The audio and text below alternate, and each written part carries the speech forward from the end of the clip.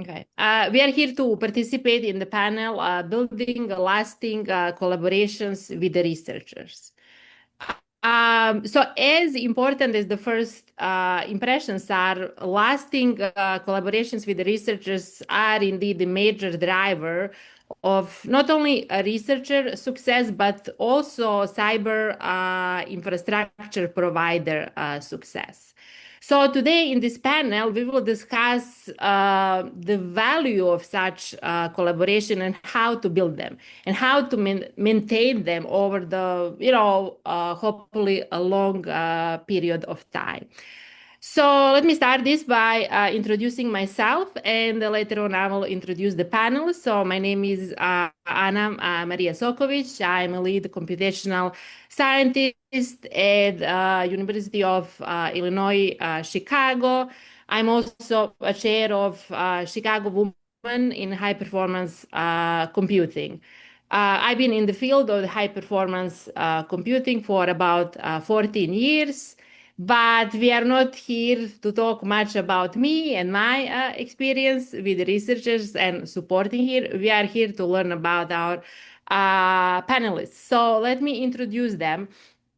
So the first person I have here on list is Sid Barrows. I hope that I pronounced the name right. Sid, can you please introduce yourself? Yes, you got it, Ana Maria. Thank you. Hi, I'm Sid. I'm from the University of California, San Diego. I'm the Director of Research IT Services there. We are housed under Central IT, and we are a no recharge unit, centrally supported and funded.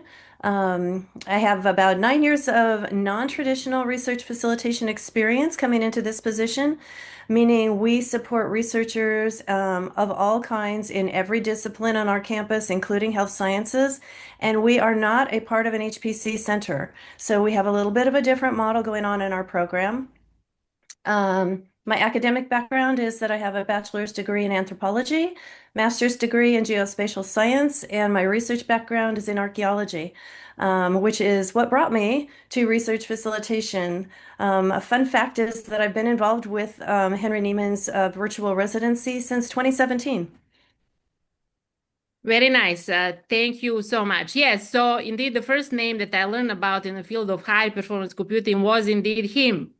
I mean, no, Mhm. he was the first person. Okay, let's move on. So, Jackie Habban. Q band, yes. Pardon. Hi, I'm at University of Virginia. I'm the assistant director of the Data Analytics Center, and one of the missions of the Data Analytics Center is to have collaborations with researchers. So I have a team of people who know a lot about not just HPC, but tend to know a specific discipline like bioinformatics, artificial intelligence, image processing. So we try to embed these people into research projects so that they can collaborate with them. Excellent. Thank you so much. And I have a pleasure here to be joined by my colleague, Amira Kefi. Thank you, Anna. Thank you so much. Hi, everyone. I I am a research facilitator, HPC research facilitator at University of Chicago. I work with Anna, and I'm an early career facilitator. And I feel very happy to be with you all experts in the field. So my background is bioinformatics, biomedical engineering, and computer science. I have been working in the HPC and using the HPC resources during all my grad school, and I'm so happy now to be one member of the community helping the next generation of researchers. Excellent. Thank you, Amira. Next, we have Paul Ondorf. Was that correct? That's correct. Yeah. Hi, my name's Paul. I'm also at the University of Virginia with Jackie. So I'm on the tech support user services team. So we provide technical support to students, graduate students, undergrads, research faculty, and staff. So that could either be through support requests or office hours. These requests can relate to high performance computing or consultations and even kind of some liaising with our DevOps or infrastructures teams. My academic background is in computational chemistry, and that's where I gained most of my initial knowledge with HPC. And within the past 2 years at UVA, I've expanded that in a lot of other domains as well. So happy to be here. Excellent, thank you. And last but not least, we have a Bobby Roybal. Yes, thank you. I'm a senior systems administrator at UNLV, University of Nevada, Las Vegas. I spent about 6.5 years in enterprise services on the professional services team, helping university departments get integrated into OIT services. And about a year ago, I got transferred over to research, computing, and data. And now I do that same similar thing for individual researchers and their individual dreams and aspirations, trying to get them onto OIT services. My background is that I was a photographer for like 15 years, but then I have a degree in undergrad degree in communications and a master's in information systems, and I've been doing just IT off and on all throughout my whole life. That's what I've been doing. Okay, great, thank you. Okay, well, we have like some questions, so I will try to give each of you one at least. Okay, let's now start with the heart of this whole thing, right? So, why do lasting collaborations with the researchers even matter? So, is it about like a better science? Is it about less, tickets, volume? Or maybe it is because you would really like to go to their, parties, holiday parties or something. So, Sid, can you kick us off? Sure. Well, I guess the overarching reason for our existence and why we partner with researchers is to bring money to the university, obviously. We're an R1, and the focus from, the senior management team and chancellor is always to continue bringing grants to the university. But I think in a more of a microcosm level in our small ecosystem for our team, because we're centrally supported, we're not a recharge unit. We want to maintain that stature. We don't want that to change. If for us, it's very important to develop relationships with researchers so that they will, by word of mouth, share with their colleagues, and we will get introduced to other new researchers and form new partnerships. Reputation, it's important that we, have a good reputation on campus, that word gets out that we can help them, that we're an approachable, easy to work with unit. And for us, this topic of metrics comes up all the time with research IT groups across the nation. We have this conversation in the CARC facings and in EDUCAUSE and everywhere and at the virtual residency. How do metrics substantiate our work? How can we, tell those stories? Because it is much more of a quantitative value that brings us, just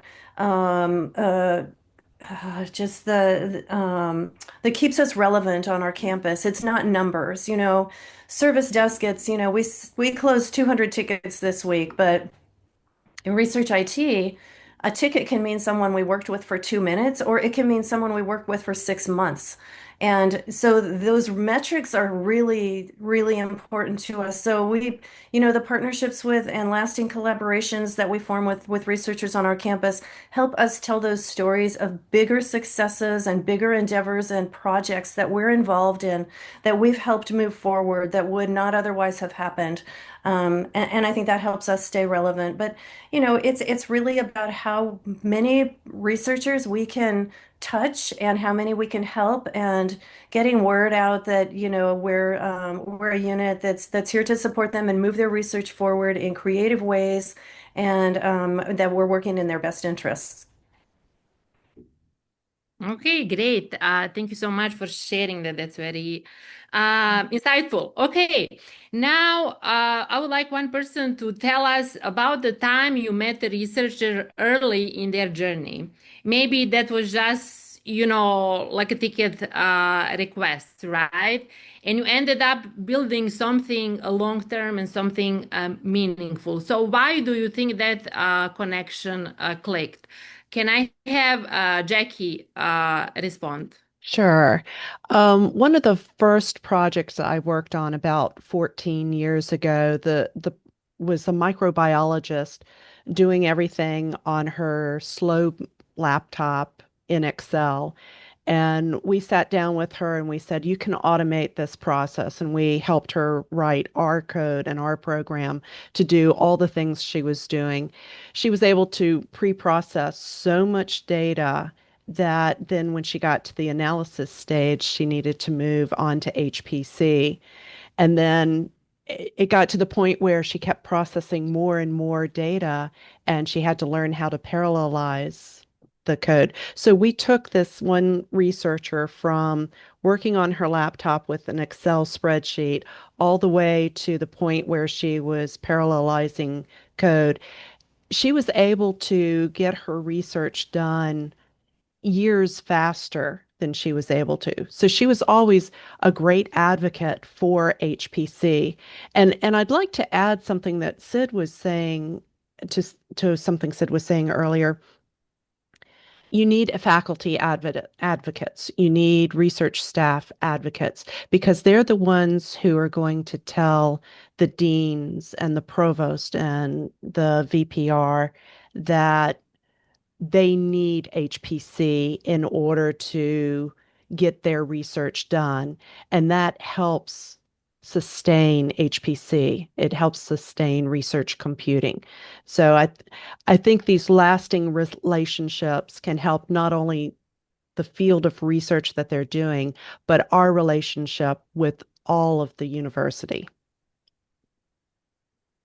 Very nice, very nice. Yeah, I mean, definitely our users are our best, you know, ambassadors, right, in the world.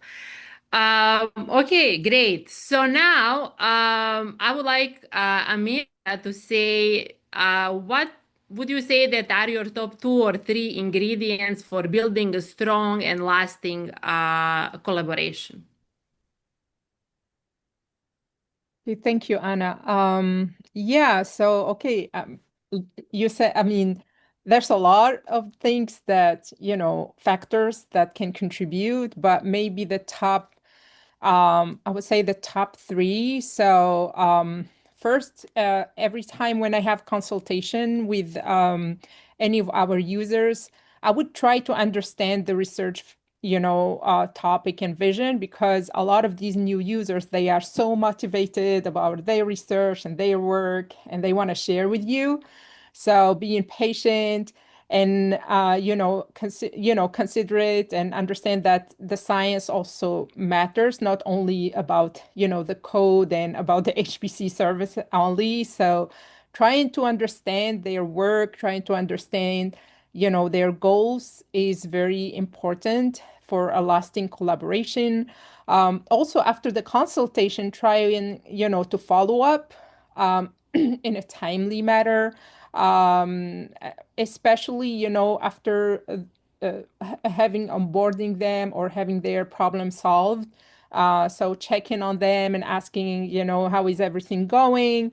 If there's anything, you want to talk about. A lot of these users, actually, a lot of times they would be, struggling with their work. And then when you reach out, they will, yeah, I want to have another consultation, please, another 30 minutes to talk, So the other thing is that I think the most important also, providing trainings, the right trainings for your, HPC users, but also sometimes even like one-to-one trainings. I mean, like not maybe the one-to-one with one person, but providing trainings to a specific lab, like from each lab to another. Sometimes they need like specific thing to learn about, or you need to give them, for example, examples of how to use or how to parallelize their code or GPU use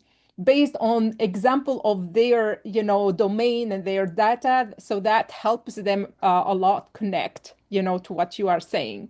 um, And of course, this all, knowledge transfer through the training, and it's backed up with documentation, good documentation and available, resources for them, and direct them to these helps them, they help, it helps them grow, accelerate their research, and also for us, being more helpful and getting a lasting collaboration. That, of course, will help us reach the goals that Sid and Jacqueline were saying about keeping them and spreading the word. And we have university have more money, and we have, more other, people joining the HPC, service and community. Thank you. Thank you. Thank you, Amira. All right, let me give this tricky question to Paul.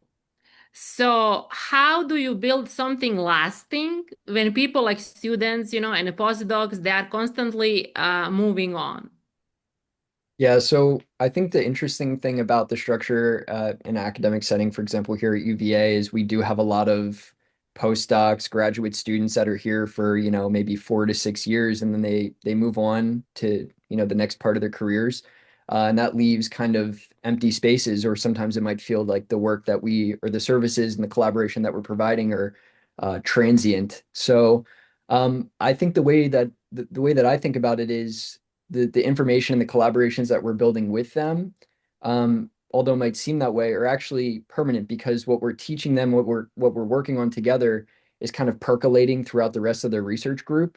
And sometimes this can trickle down to the undergraduates, and we see a lot of the times that they're talking to each other. So, oh, I was talking to this person in my lab, or the graduate students are trained and they train the undergraduate students, or the postdocs train the graduate students. So I think it really has kind of a lasting impact. And if we can kind of continue that, because under the impression that we will always have new cohorts coming in, creating a culture where that education can kind of, you know, uh, our collaboration can educate them so that they can educate from within their groups as well. So I think that is something that I've seen, and I think that we do strive to work on at UVA. Uh, in collaboration, but also in our outreach and education events as well. So I view it, sometimes it can be challenging because, yeah, especially when the fall semester comes around and you have a bunch of new intro to HPC tickets, or a bunch of new faces. But I think we kind of build relationships and get to know each other and educate. So it is a little bit cyclical, but it's also kind of we're establishing foundations that can kind of trickle down and percolate throughout the rest of their community. Okay, yeah, that makes sense completely. Okay, Bobby, we are getting real with you. So, can you please tell us what is a mistake or a learning, opportunity, as it is more, I know, pedagogical to say, you made in trying to build a lasting collaboration? Wow, that's a good one for me. I think I make all the mistakes, like all the time, every one of them. Um, um, how do I put this? Well, there's a level of humility that I think you have to have as a facilitator, and so people respond to that. When I make the mistakes, I own them. And so a lot of the mistakes I make are just not understanding the question enough, right? So asking those types of clarifying questions really helped me a lot. Um, Tell me more about your research. Is there anything else I can do for you today?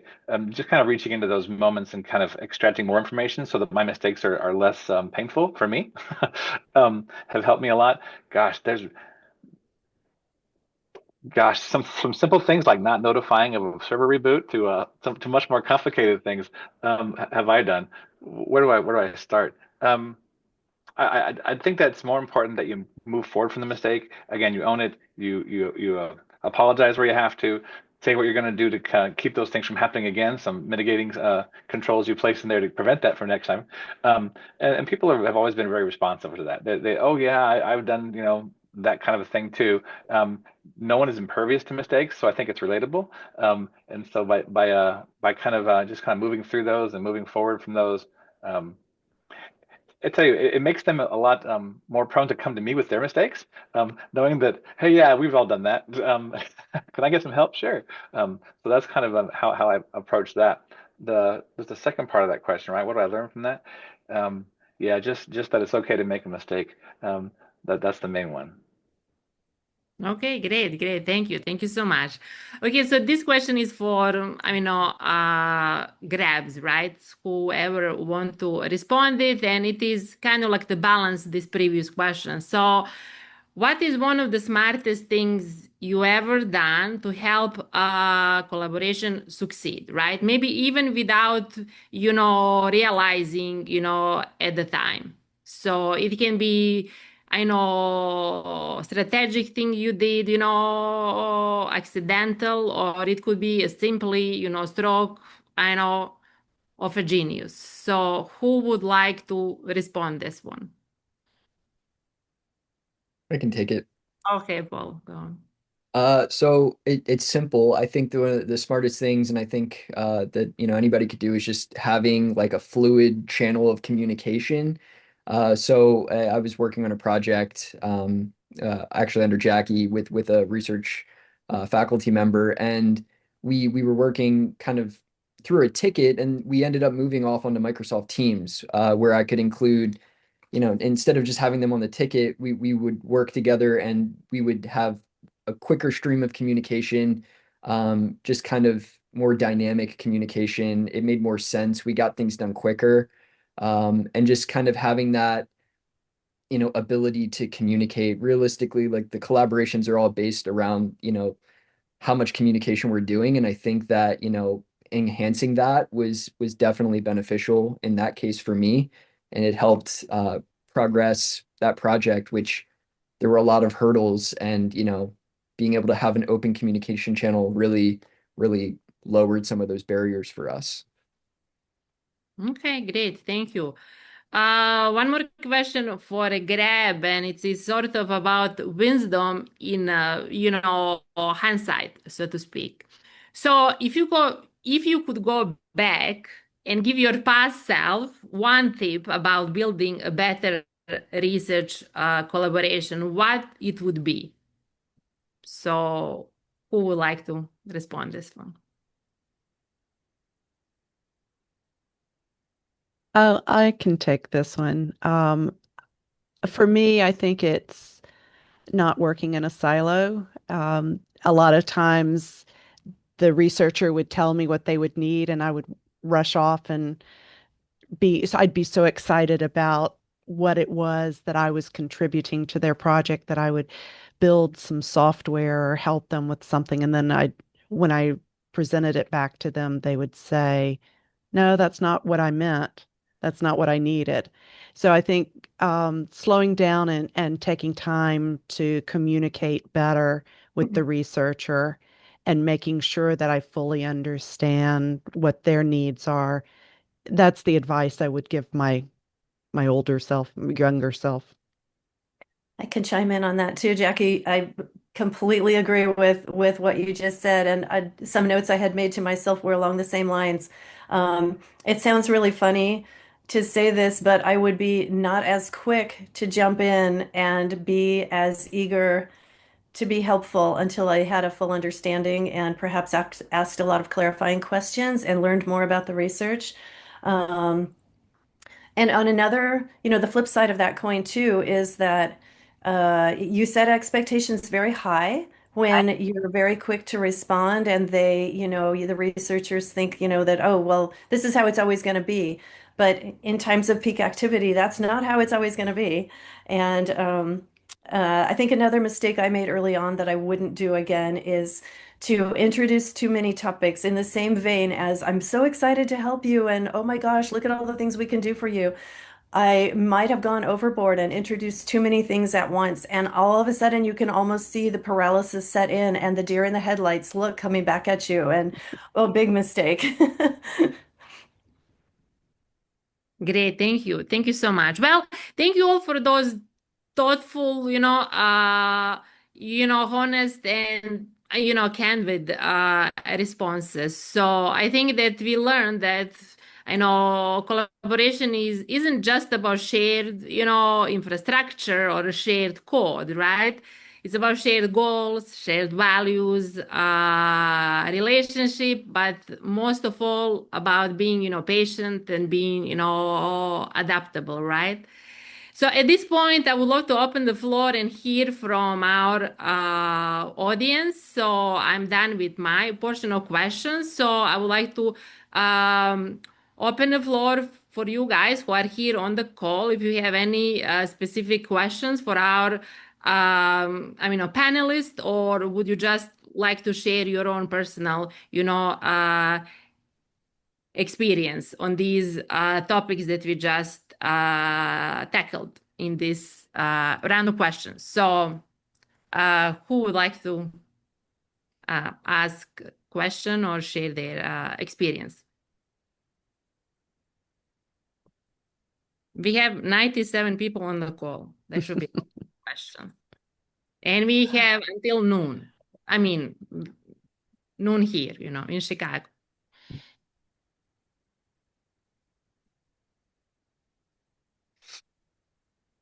Well, while we're waiting for folks to chime in with questions, I'll just say that on our campus, I think that it's really important when we're developing relationships with researchers that there's an element of trust. And that's like the first thing we try to establish is we're not here to, enforce mandates or be the security police or, make any requirements of you. We're here to make sure that your research gets done. We're here to make sure that you're doing it in a safe way and that it's protected and that your data is safe and how we can help to mitigate any risk factors, that type of thing. But in addition to partnerships with researchers, our team puts a lot of effort into partnering with the service providers on our campus. And so we have regular meetings with the service provider teams at the Supercomputer Center, with folks in the library, with folks in other divisional and departmental IT units, to make sure that when a researcher comes to us with a particular problem, that on that first initial intake interview that I know you all have been talking about the last couple of days, when we have that initial intake interview, if we can bring those people in and have them at the table and have one conversation, in that 1 hour that we have to impress that researcher, then we solve a lot of problems and we make a lot of headway without multiple meetings and droning over the same information, several times. Just trying to be as efficient as possible with their time and respecting that. So that's kind of another partnership outlet that we really proactively pursue. Yeah, indeed, indeed. Okay, thank you. Thank you so much, Sid. Anyone else from our audience? Come on, guys, it's a low-key thing. It is just us. I guess if we're still waiting, I can make a comment. One thing that I've noticed throughout collaborations is the concept of transparency, and that goes with the researcher being transparent with us, but us also being transparent with them and what we can provide and what we might not be able to provide regarding policies and restrictions and setting boundaries and things of that nature. I think a lot of times we have researchers that might come to us and say, we want to do this. Can you do this? And it's like, well, we might be able to technically. We have the hardware, we have the brain power, we have the ability to do it, but should we do it is the question. And I think that sometimes we do have policies in place that it's important to communicate that with the even before collaborating what we're capable of doing so we don't get caught into something that might be a problem. So I know that we've seen a couple cases like that where should we have done that, or hey, let's stay away from doing something like that. So I think that's an important kind of tenet for creating a And last.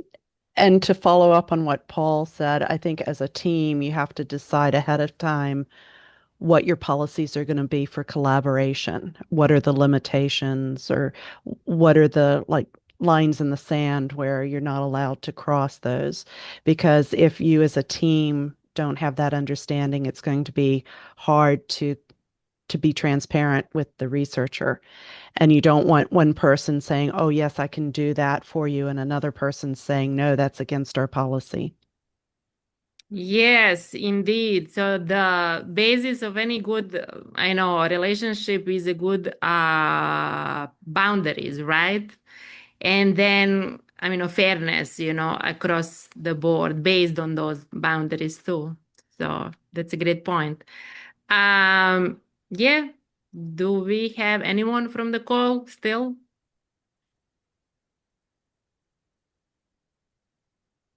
So I remember when I was in school, like teacher would always start, calling people from the first name in, alphabetical order. Should we do that? Should we do that?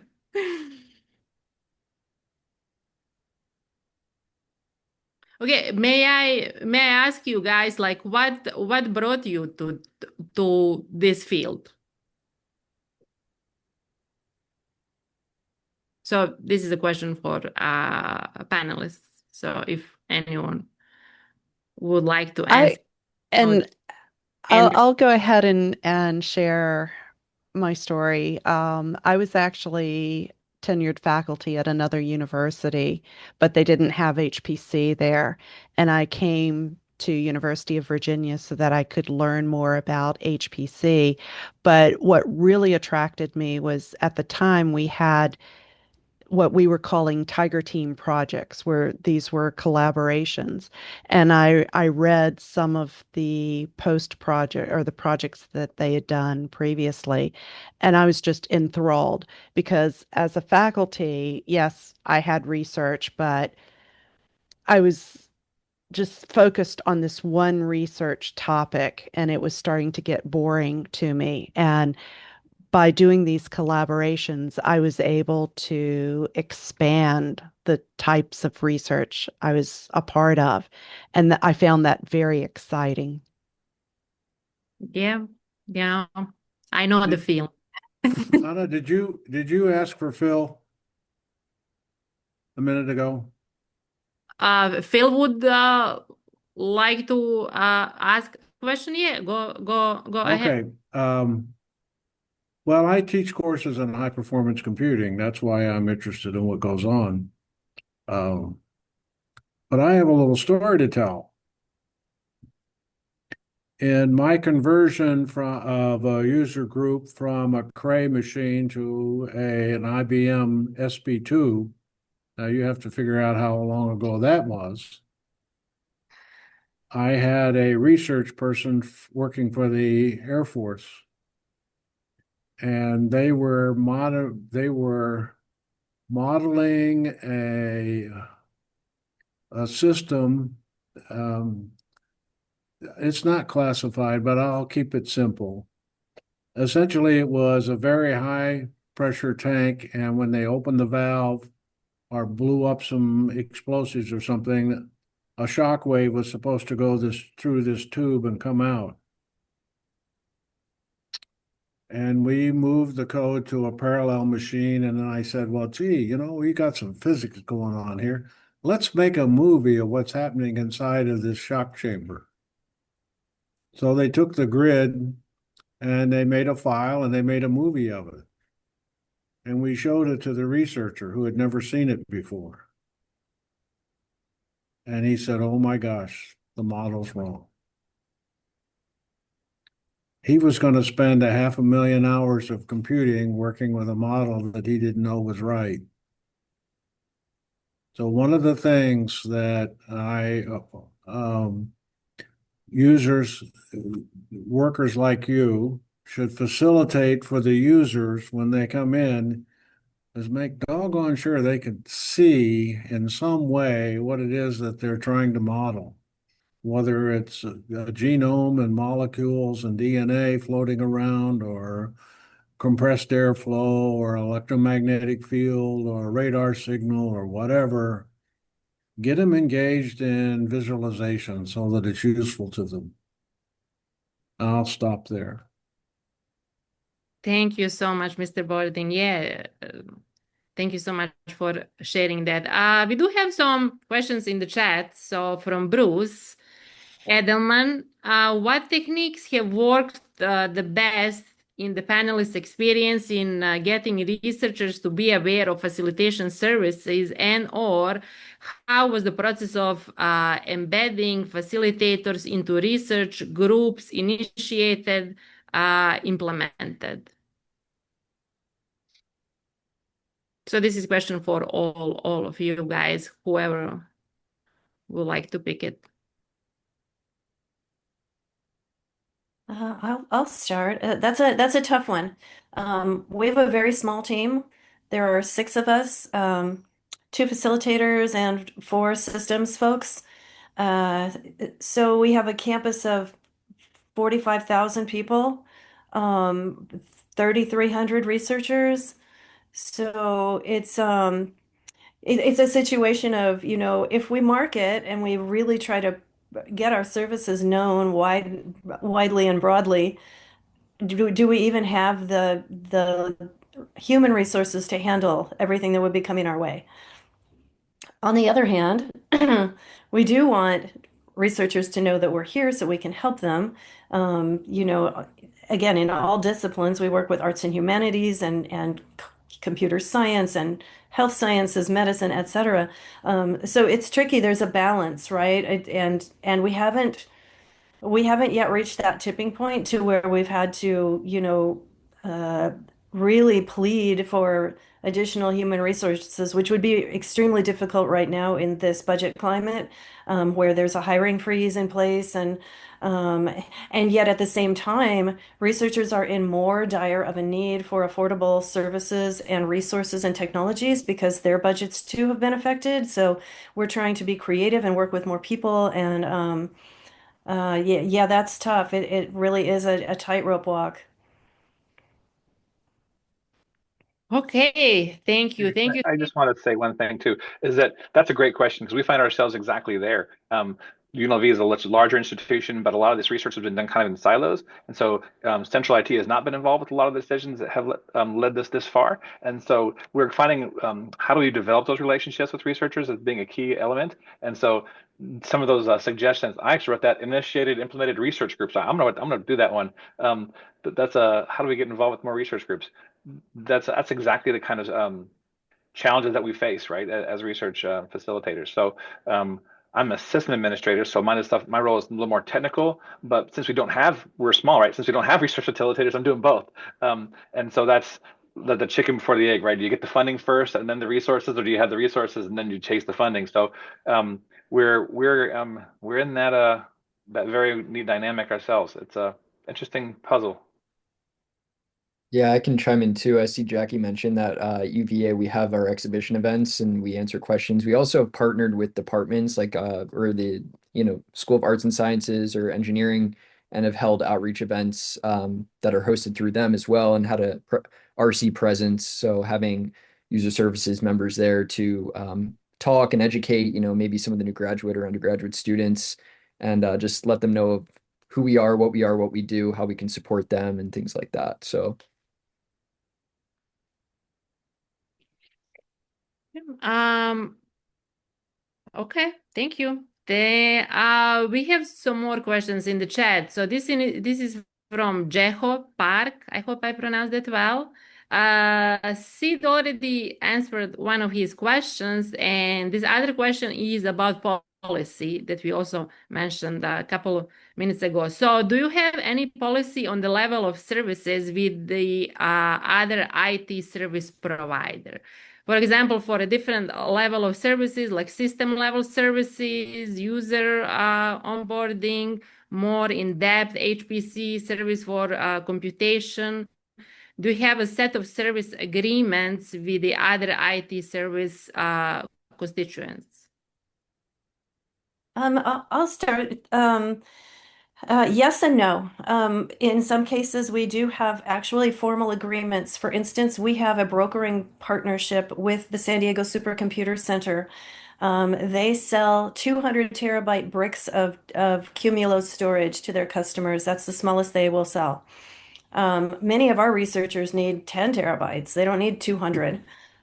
So we've struck an agreement with them, a formal agreement, where we sell 25 terabyte increments of those 200 terabyte bricks to researchers. So it's just sort of a money in, money out. We don't have any additional fees. We just break it down exactly, per terabyte cost to them and work with SDSC. And then our engineers do the work on the technical side to alleviate the supercomputer folks from having to spend their time doing it.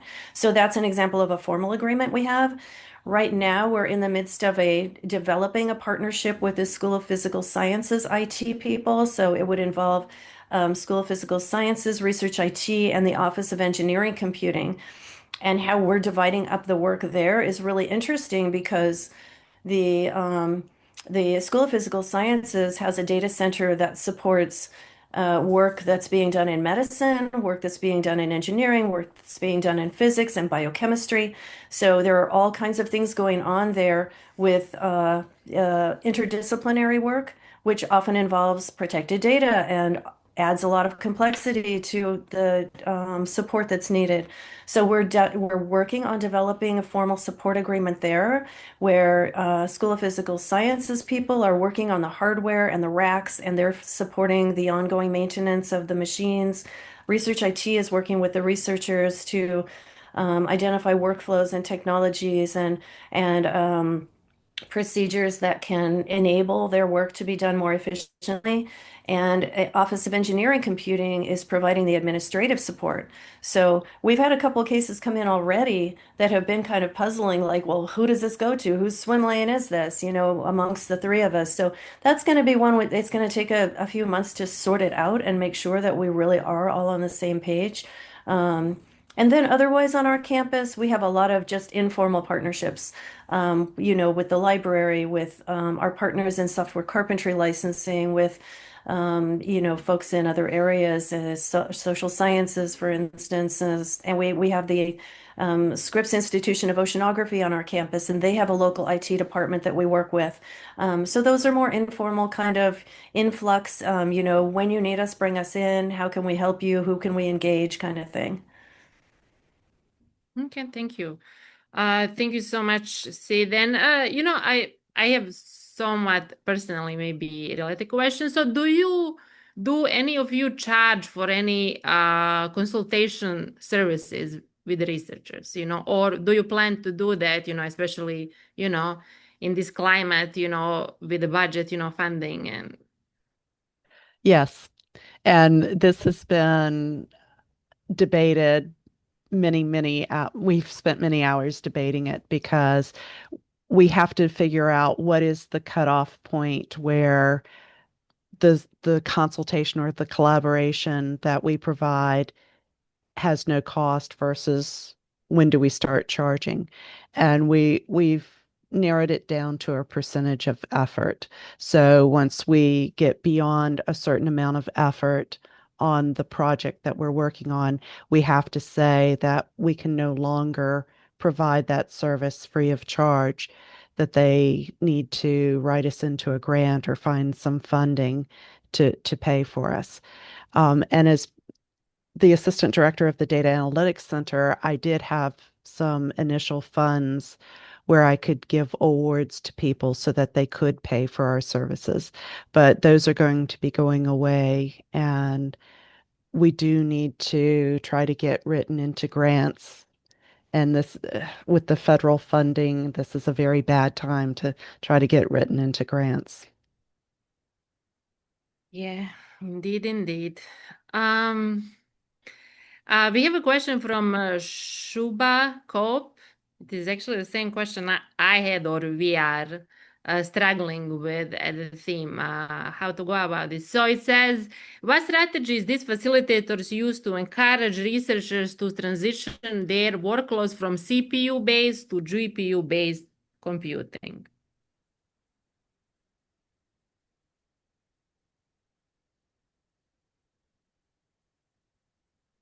So does any of you have, experience porting at the scale, researchers from CPUs to GPUs, either, researchers or their codes, something, anything.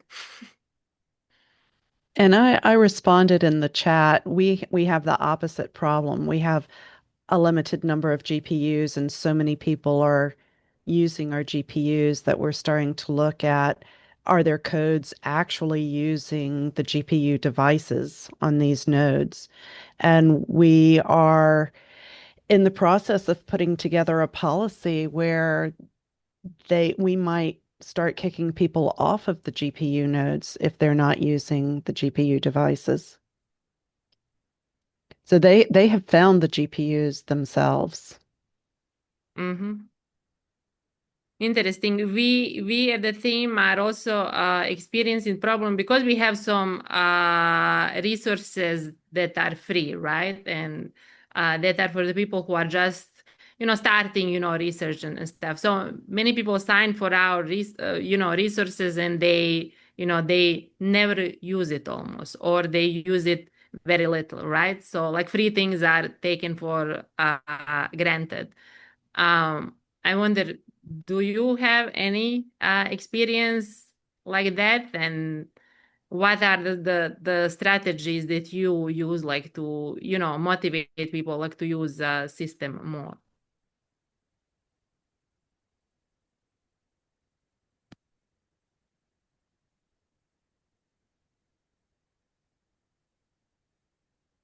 Do you mean the whole system or For you, your users, they are using too many GPUs, but do you have any free CPU? I oh mean, yes, we yeah. have a lot of free CPUs.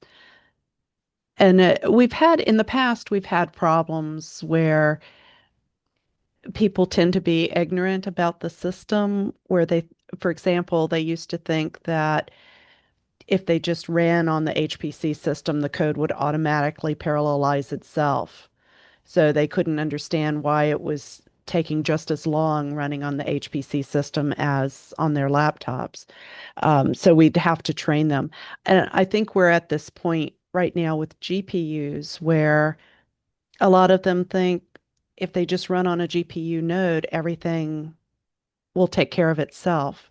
That they don't realize that you have to build into the software the usage of the GPUs. Yeah, exactly.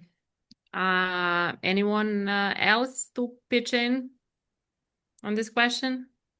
We may be unique in the fact that a lot of the GPU servers that have been purchased by the professors themselves. They're not owned by the institution.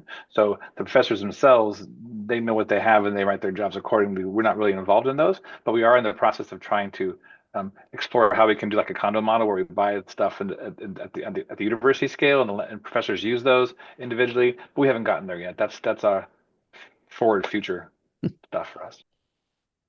Let's see. Okay. This is Phil. I'd like to make a comment. You ought to have a little a half an hour exercise of showing them how to do a matrix multiply in Python, and then show them how to do it in something like C++ or something, and then show them how to do it in C++ with GPUs. So they get the magnitude difference in performance with some basic transformation process. But I would start out with Python because Python is essentially a serialization of the computer. And then I'd go to multi-core, and then I'd go to GPU, and they could see the speed up factors, and that would educate them into, oh, wow, I got some work I got to do if I'm really going to use your resource. Okay. I think that's a really good idea. Anyway. Exactly. Yes. Yes, it is. It is a great idea. We have question from Sharon Colson. Um, Aside from ticketing system, do you utilize any form of long-term notes on your interaction with the researchers? If so, do you utilize any software to keep this documentation?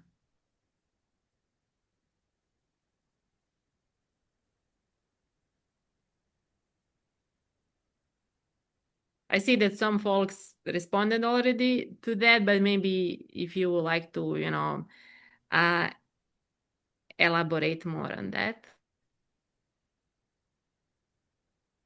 We actually use our ticketing system even to do the notes because we have open office hours. And if someone comes in and asks questions in the open office hours, we'll create a ticket. We have a special category for our ticket where we listed as a consultation, and we just put some brief notes in there of what the issue was and what we discussed with them.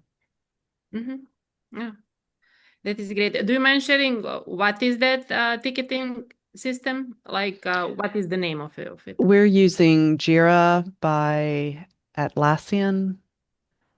Okay. And the rest of folks, does any of you is using TDX? We use Team Dynamics, and I do the same thing with keeping notes inside tickets. It makes it easy searchable. I don't have to worry about key metrics or anything like that. I can focus on the relationships and let all those tickets sort themselves out. Okay, great. So for you guys who are doing TDX, so did you find a way like to send notifications to the user who didn't use like resources enough or uh, who, used GPU where they shouldn't be using GPU or anything else? So do you have any system to send or check on users through the TDX system? Like, do you have any workflows of that sort? We haven't needed them. We don't. We're not there No. yet. Okay. I have seen in our ticketing system, we have when we're interacting with a researcher, we do have a way of putting an internal comment. And I have seen comments where someone said, I told this person this during the office hours, and they're not doing it. So it's our way of communicating with each other that there's more going on than just what we're seeing in the ticket. Okay.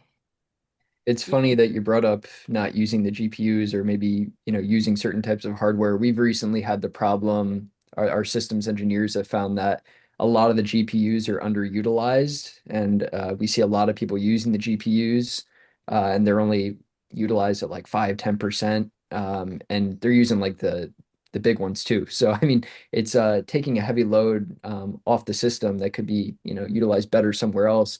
So we've recently started, just sending out personal emails to these certain users or maybe their PIs and linking our ticketing system to it, so it'll create a ticket and we can kind of follow up there.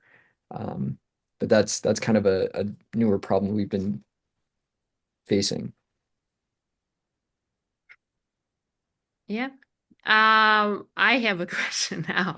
So, what kind of strategies do you use like to determine which trainings like to run in a, let's say, semester, right? Like how do you decide which, topics you are covering, what, needs to be there, because we could have, trainings on so many, subjects, right? But how do you decide what to focus on?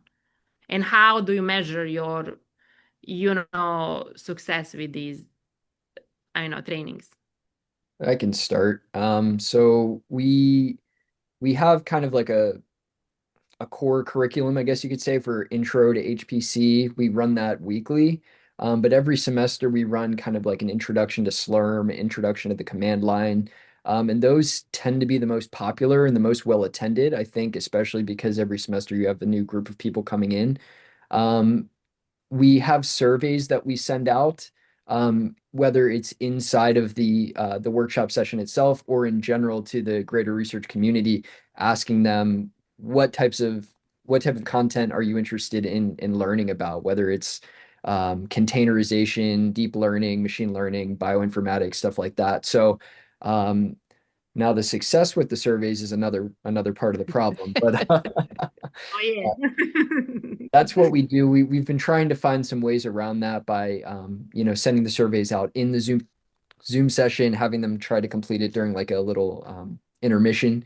But that's what we do to try to get a ballpark and see how did they like the survey. Is this something that we want to continue doing? But I think the most favorable ones are kind of the core ones like Slurm, HPC, intro to our high security environment. Um, I don't know if anybody else wanted to explain their experience, but Yeah, for training and education, we do a variety of things. One of the relationships we have with a researcher on our campus eventually led us to partnering with him on licensing for our software carpentries silver membership. So for the past 10 years, he's been paying 1/3 of our silver membership, and we also partner with the library on that. And every January, the Research IT arranges, organizes, recruits training instructors to teach a 10-week course for that instructor in the software carpentry topics of Bash, Git, Unix shell, Python, and R. And those students who complete that course successfully are given transcript credit, not as a actual course, registrar course, but as an extracurricular activity that they've completed successfully. So it does show up on their transcript, and that's a nice thing for them. Other than that, our trainings are all ad hoc. We do special trainings for research labs or for individuals on whether it's Globus or containerization, and any of those types of activities. Then we just modify and make the training very specific to their individual needs. Mm-hmm, mm-hmm. Yeah, so you mentioned that you do that partnership with the carpentry. So I'm curious, did some of you folks find any way to certificate people through your trainings, like as motivating, a factor for people like to take your, trainings, Did you do anything like that? Like, do you have any form of your own personal certification that is working towards some, class? We, and this was before Paul joined our team, we actually tried something like that where we partnered with the libraries who were also offering some workshops, and we tried to have different categories, and we listed all of the workshops that were related to a particular category. We never got to the point where we wanted to give out a certificate, but we had this way where people could keep track of all the workshops that they had taken, and they could see which workshops were prerequisites to other workshops, so that they could have this progression and fully learn a particular area like HPC. Um, at some point, we abandoned that, and I'm not really sure why we abandoned it. Yeah, that might be a good pathway there. Yeah, so and I'm also curious about Globus. Like Globus has so many, capabilities, right? Like, flows, Globus, compute and all of that stuff. But that some of these features require like use cases that are working across, institutionally, right? Like some of these flows like to work effectively. So how do you bring these capabilities of the Globus to your users, like users who maybe don't even have this, research that is cross, institutional or cross, computing, systems, right? So do you try to, motivate your users to use Globus in its full capabilities, or you just go by what their current needs are?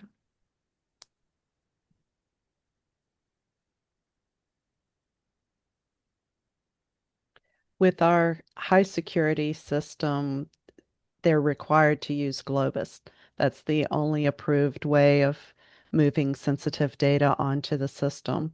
So I think a lot of them by default are having to learn how to use Globus. I believe we also have a workshop where we've taught Globus, and we always post our workshops online, the notes online, so that people can go back and learn if they didn't get a chance to attend the workshop.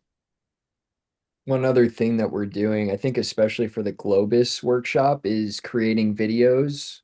So we have a student intern program at UVA, and our student interns are A working student worker program. They're student work. not interns. All right, yeah. So they're basically compiling all of the information into videos so that users can kind of watch that in case because we don't regularly hold the Globus session or some of these other workshop sessions as frequently as the intro session. So having a video can will allow them to see that a little bit more detail instead of just having to read the documentation. But uh, yeah, that's one thing we're doing. Yeah. You know, for us, we don't have Globus yet. And so building those relationships to be able to make a case for Globus for our university is something that we're still doing. I need to get a lot of professors and stuff to buy into the idea that, hey, we should have Globus for the college. And so I've mostly just built that out as a proof of concept service, but they haven't bought the subscription. So we just have like home directories and just getting that kind of started. So just to back and focus on the relationship building, that's where we're really at. Yeah. And you brought us, to the subject, of this panel, because we strayed a little bit. Yeah, so do we have more questions from audience, or maybe if panelists have any questions that they would like to ask each other or, themselves?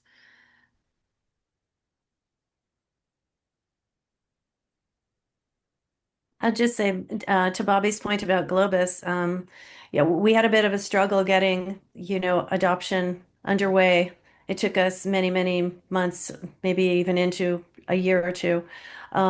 It's tough because in central IT, they see Globus as a very research-specific software or subscription, I should say, and they don't want to support it for the entire university because it's only used by the research side of things. And so Research IT had to fund the majority of that. So we had to really advocate for the researchers to get enough money in our budget to fund, I think, 2/3 of the subscription. And then we were able to coerce the Supercomputer Center into paying for part of it, and Scripps Institution of Oceanography to chipping in a little bit.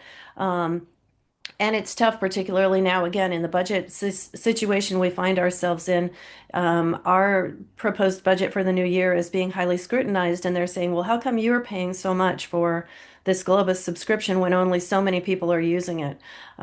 It's really, really hard to justify because numbers of individual users don't paint the picture. It's number of terabytes of data in and out of the campus and collaborations with other institutions nationally and internationally.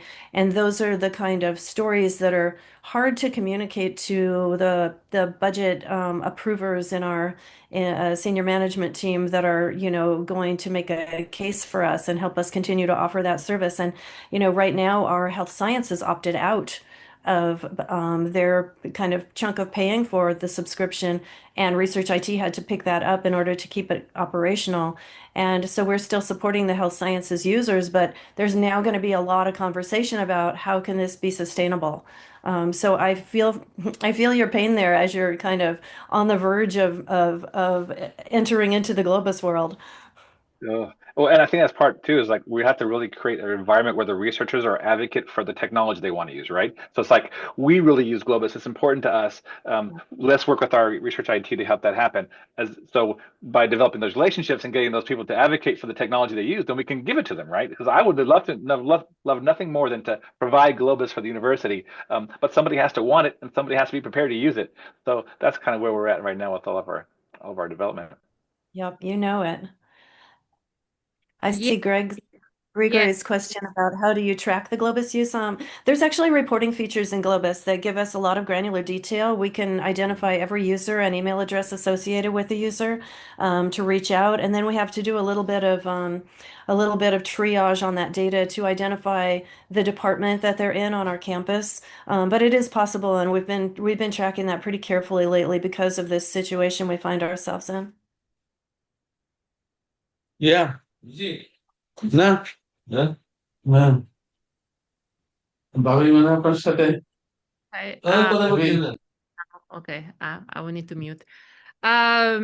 Yes, because baseline, use of Globus is just to move data from point A to point B, right? And you have to also justify use of a Globus by doing more, creative stuff with that. And that is the point where you have to do, trainings, you have to present, use cases, and yeah, you have to show people what are possibilities, right? And increase usage that way.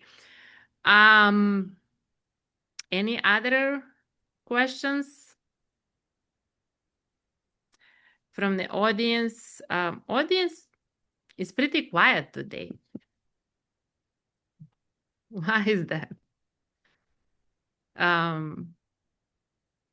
Yeah, well, do you guys want to do any closing? Okay, we have from Ted. Any best practices that have been found to be the most effective when reaching out to faculty via email? I don't use email to reach out to faculty. I have tried that and they totally ignore email from what I've seen. Um, I I think going to events and talking to them face to face has been the most effective way of reaching out to them. Mm-hmm.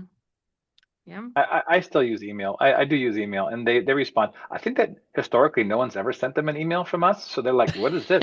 Oh, OIT sent me an email," and so they're like all confused about that. So they do respond, not too bad. But I'm really chasing them down. It's a phone call, right? Or I try to schedule a video meeting or something like that, and they usually are, like I said, they're so excited to hear a voice or see a head that they're usually jump right in.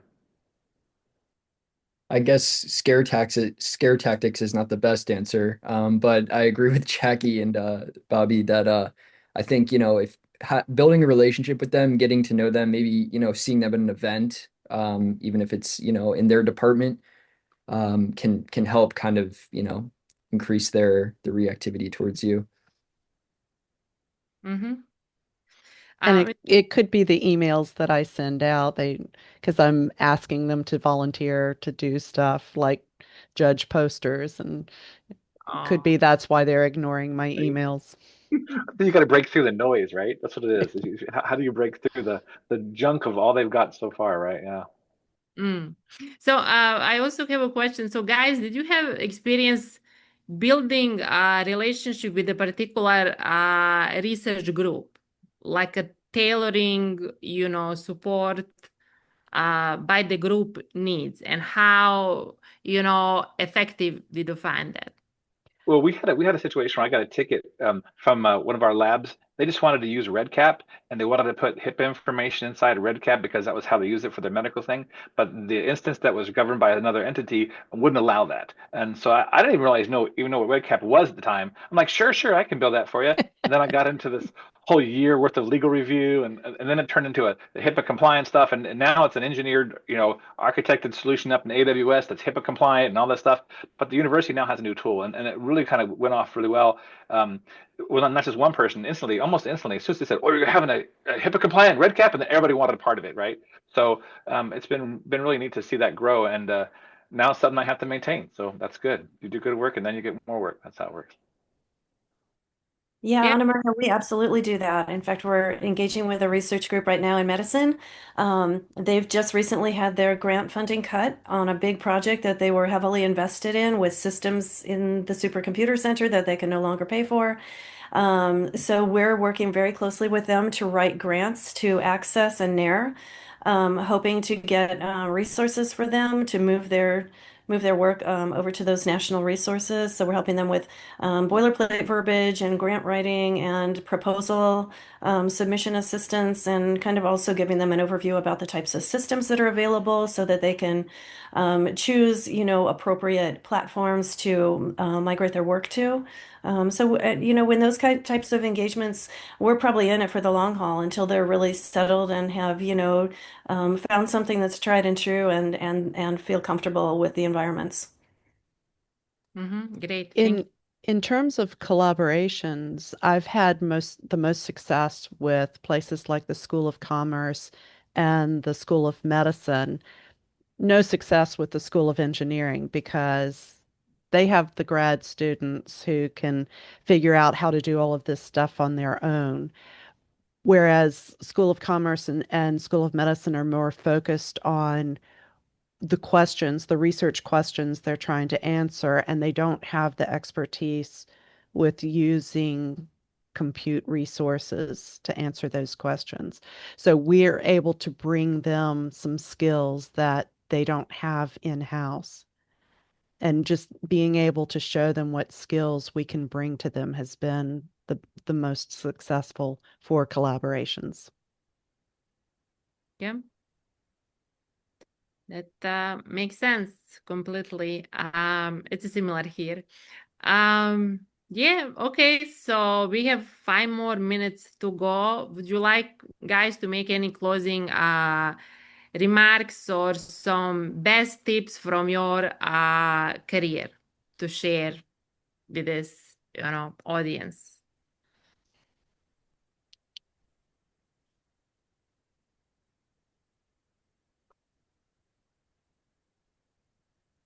Is it fair to say don't give up?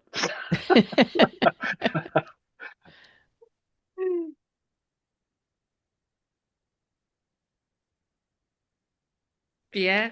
I think just be enthusiastic about working with the researchers. I think that enthusiasm carries through and helps them get to know what you can do. Mm-hmm. And I think, if you're the type of person who can work in this industry and really enjoy the changes every day brings and not, enjoy routine work, then this is a good profession for you.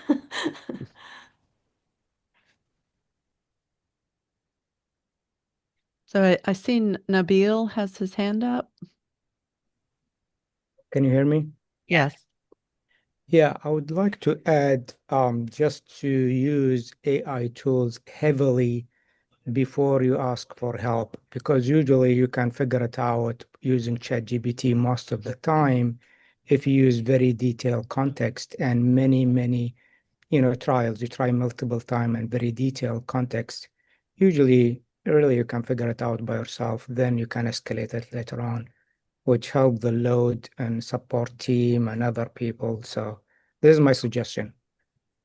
That's my fear that people will be using ChatGPT instead of coming to us for questions. And yes, you can get answers, but are those answers correct? And are they correct for our system? So it worries me that people will be doing stuff and thinking that that the research is correct because of the results that they're getting, but it may not be. That's a really good point, Jackie. And Jacqueline, I would just say, in addition to that, we've had arguments within our team over the years about should we publish a catalog of all services that are available on our website? And to this date, we don't, because we're afraid that researchers don't know what they need when they come to us. They don't know what to select based on the type of data they have, the type of work they're doing.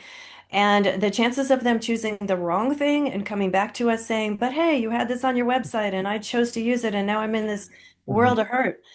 So we still don't. We still, insist on consultations, unless it's an extremely simple request, and learn holistically about the entire project and the entire work they're doing before making any recommendations.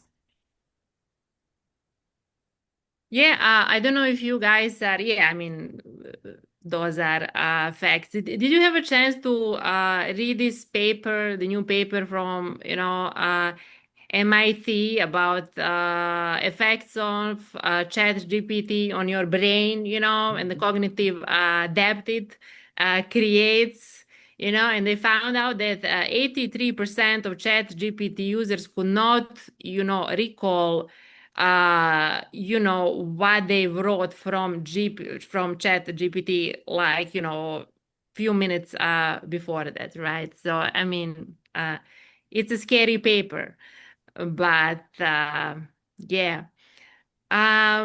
Okay, we are at the end of our time. Thank you so much, guys. You've been a wonderful panelist. I hope that everyone found this panel very beneficial. I personally know that I did. I learned some new stuff. I was, confirmed in the things that we've been doing, right before. And yeah, I'm really hoping that we will do something like this very soon in the future. So thank you so much for your time, and have a wonderful, rest of your day. Thank you. Thank you. Thank you, Ana Maria. Thank you very much, panel, and let's give a virtual round of applause. Uh, it, we keep knocking them out of the park. I'm just so delighted by how this panel went and how all of our sessions have been going. This has just been amazing, and I want to thank all of you. I'm going to stop the recording.